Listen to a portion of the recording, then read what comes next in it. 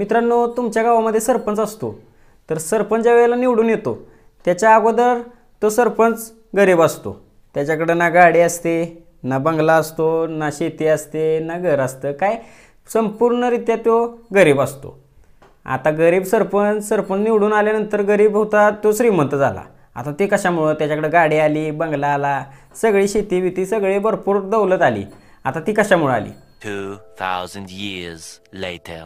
तर सरपंच झाल्यानंतर एवढा पैसा येतोय म्हणजे माणसाला कळणार की आईलाही पैसा तर छापतंय, पण पैसे छापतंय कसं, म्हणजे गोठा त्याचा करतंय कुठनं, गोठा काढायचा कसा, तो माणसाला प्रश्न पडलेला असतो.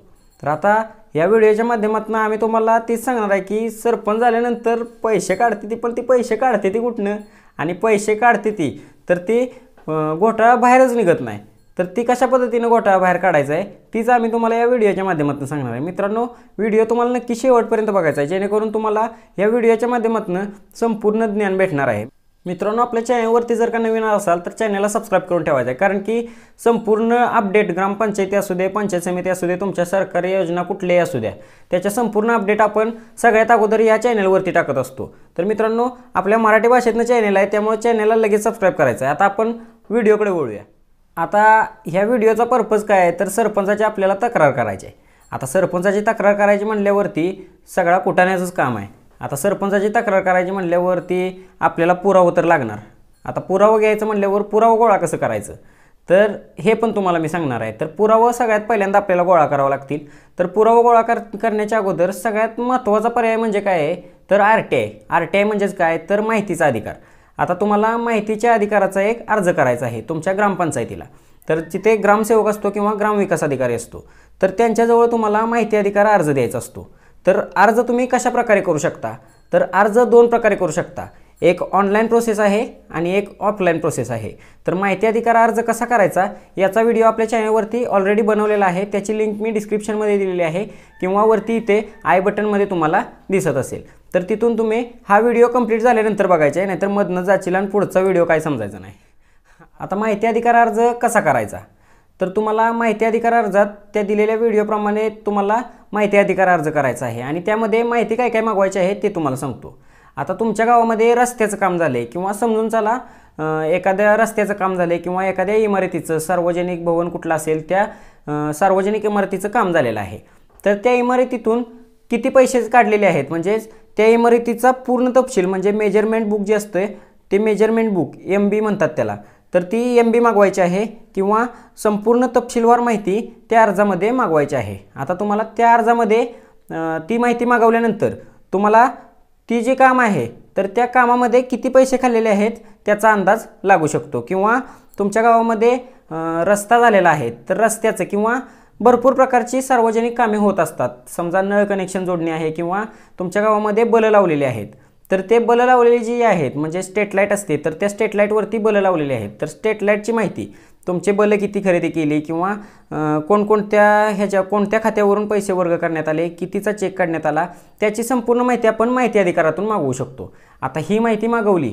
आता ह्या माहितीत आपल्याला तर माहिती आहे लोकल बलाचा रेट काय आहे किंवा रस्त्याची जर MB उतरवलेली असेल तर रस्त्याचं किती MB उतरलेले आहे किंवा किती ट्रान्झॅक्शन झालेलं आहे, तर त्याची आपल्याला संपूर्ण माहिती असतेच. लोकल मार्केटला जर गेलो विचारपूस केली तर टोटल माहिती असते.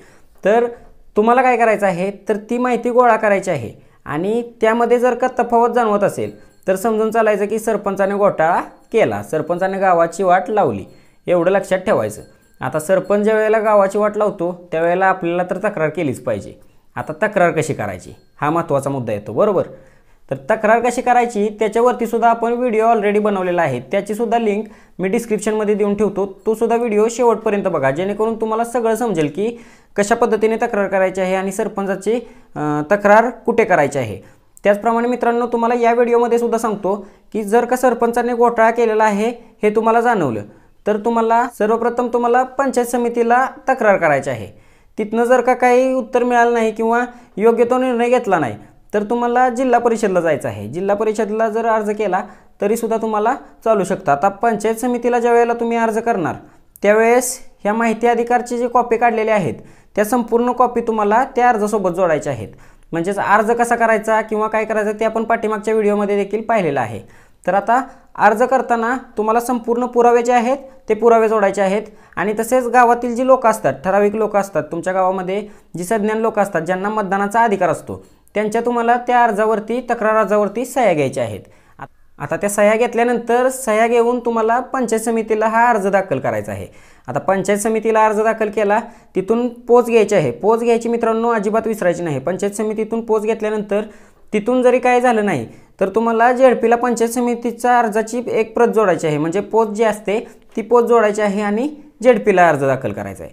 आता तक्रार दिल्यानंतर तुमच्या सरपंचाचा घोटाळा ऑटोमॅटिकली बाहेर येणार आहे। आता घोटाळा बाहेर आला, तुमच्या गावातील सगळ्या माणसांना समजलं की सरपंचाने घोटाळा केला आहे, तर त्याच्यावरती अविश्वास ठराव आपण दाखल करू शकतो। ज्यावेळेला तुमची ग्रामसभा होते त्या ग्रामसभेमध्ये अविश्वास ठराव दाखल करता येतो। तर अविश्वास ठराव कसा दाखल करायचा त्याचा व्हिडिओ देखील आपण ऑलरेडी बनवलेला आहे।